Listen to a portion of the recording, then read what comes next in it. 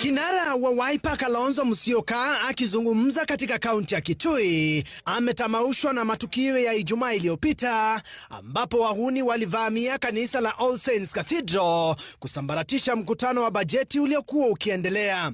Kalonzo akinyoshia kidole cha lawama idara ya polisi. Kuna shida Kenya. Shida kubwa sana. Kuna idara ya polisi ambayo sasa inamilikiwa na magun, yaani wahuni. Wengine wabeba mapastola, wengine na kazi ya polisi ukifika Nairobi badala ya kulinda usalama wa wananchi wanalinda magun. Musyoka aidha anasema kuwa serikali sasa imerejelea mbinu za kiimla kunyamazisha sauti za upinzani. Ndio magun wazuie kina Kalonzo na kina Gachagua na kina Jebi Muturi na kina Matiang'i na wale wengine Eugene Wamalwa, tusisonge na kuokoa Kenya.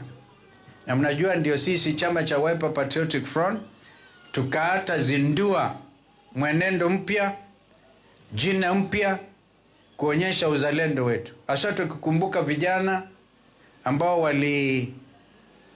waliuawa kiolela. Naibu kinara wa chama cha Jubilee Daktari Fred Matiang'i alijumuika na sauti za upinzani kukemea tukio hilo. Just ask yourself a very basic question. All Saints Cathedral is in the capital city of our country.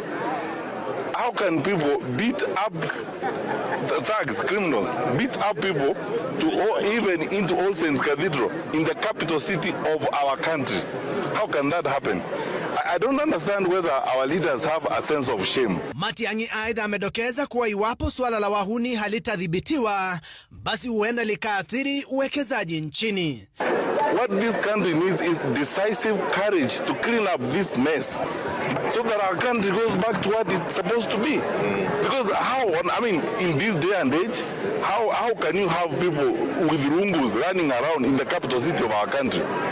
And how do you hope to attract investors and people to come and put resources in your country, visitors? You know, we were told back in 2022 ya kwamba sisi tumefanya makosa, we elected watu wa wash na we also elected goons. Ile bunge iko na chiefs wa goons. So when you start complaining about goons, now some goons are already members of parliament, it's a very dangerous life that we are having as a country.